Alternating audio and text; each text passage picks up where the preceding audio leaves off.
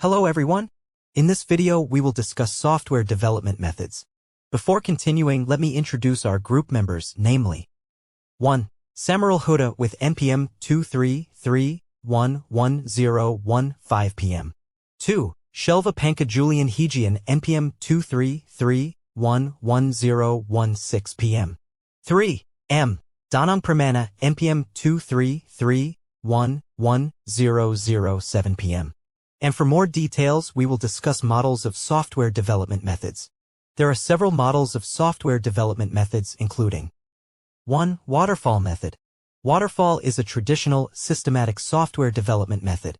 This method has 5 process stages, including communication, planning, modeling, construction, and implementation.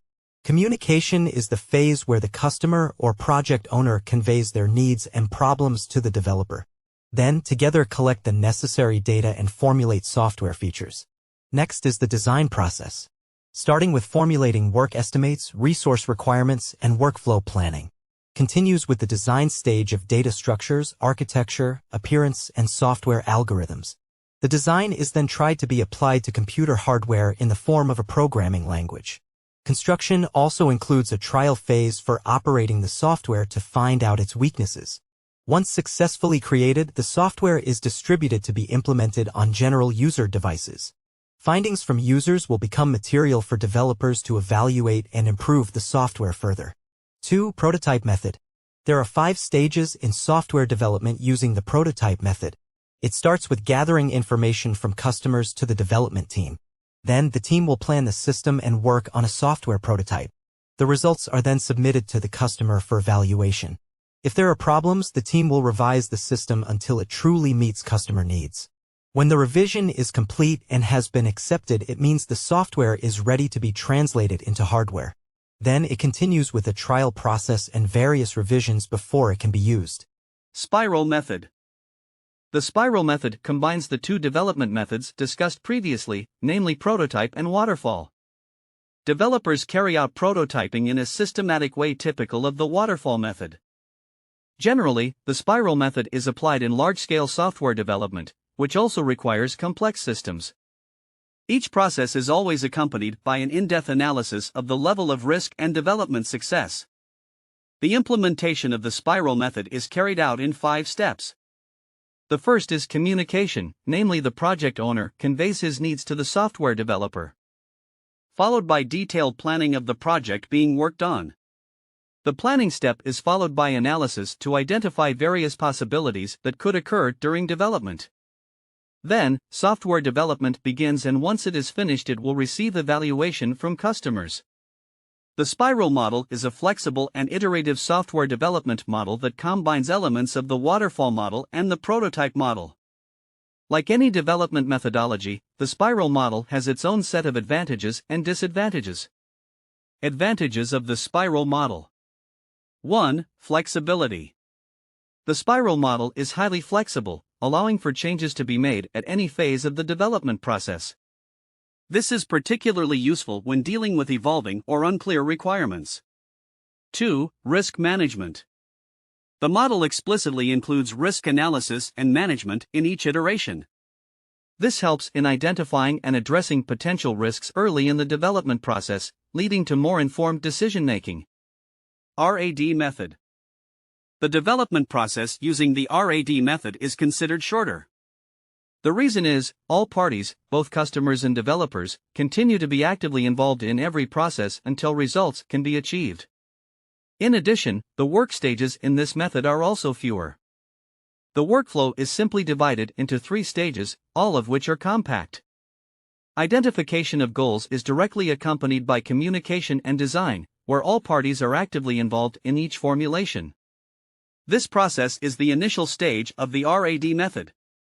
The second stage still involves all parties, namely the process of designing the system or software according to needs.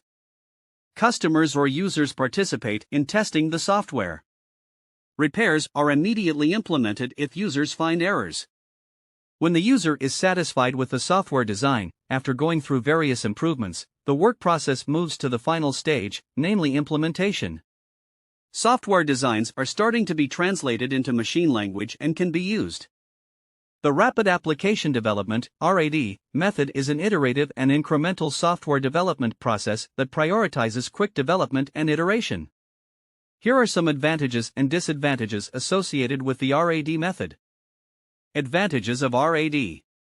1. Quick development. RAD is known for its emphasis on rapid prototyping and quick development cycles. This can lead to faster delivery of the product compared to traditional methods like the waterfall model. 2. Customer involvement. RAD encourages customer feedback and involvement throughout the development process. This helps in ensuring that the end product aligns with customer expectations and requirements. The incremental model is a software development system model based on breaking down software requirements into several functions or parts, allowing development to proceed gradually. Using the incremental model can help reduce costs before reaching the initial productivity level and expedite the process of creating system functions. The stages in the incremental model can be explained as follows. Requirement collection. The first stage involves gathering all software requirements from stakeholders. These requirements are then categorized and identified for inclusion in each incremental. Planning. Once the requirements are collected, a development plan is created. This plan includes determining the sequence of incrementals, estimating time and costs, and identifying necessary resources. Design. In the design stage, the planning and requirements are implemented into a more detailed system design. This design includes the design of each incremental separately. Implementation. Each incremental is developed separately and implemented. Functions or parts of the system are added one by one. Testing. After implementing each incremental, testing is conducted to ensure that each function operates as intended and does not cause issues with existing parts. Evaluation. The evaluation stage is carried out to assess whether each incremental meets the specified requirements and if any improvements or changes are needed. Integration. After all incrementals are tested and evaluated, they are integrated into a complete system. The integration process ensures that all parts of the system interact and function properly. Maintenance. After the complete system is implemented, the maintenance stage begins. Maintenance includes bug fixes, performance enhancements, and overall software updates. The incremental model allows for high flexibility and enables changes at any stage of development. By using this approach, software development can be more adaptive to changing needs or requirements. The concurrent process model is frequently employed as a paradigm for developing client-server applications. In a client-server system, various functional components work together to achieve specific tasks. When this model is applied to client-server architecture, it describes activities in two dimensions, the system dimension and the component dimension. System dimension. In the context of the concurrent process model, the system dimension refers to the overall flow of activities within the entire client-server system. This includes the interactions and exchanges of information between clients and servers. Activities in the system dimension are often concurrent, meaning they can occur simultaneously. Component dimension. On the other hand, the component dimension focuses on the activities within individual functional components of the client-server system. These components can include both client-side components, such as user interfaces, and server-side components, which handle data processing and storage. Activities in the component dimension are also concurrent, allowing multiple components to perform their tasks concurrently. Concurrency in two dimensions. Concurrency is achieved in both dimensions simultaneously. In the system dimension, multiple clients can interact with multiple servers concurrently, allowing parallel processing of tasks and efficient utilization of resources. In the component dimension, activities within a single client or server, such as handling user requests or processing data, can occur concurrently. Example. Consider a client-server application for online shopping. In the system dimension, multiple clients can simultaneously browse the product catalog, add items to their carts, and submit orders. Meanwhile, on the component dimension, individual components like the user interface on the client side and the order processing module on the server side can operate concurrently. Benefits. The concurrent process model offers advantages in terms of performance and responsiveness. By allowing multiple activities to occur simultaneously in both the system and component dimensions, the client-server system can efficiently handle a large number of users and provide a responsive user experience.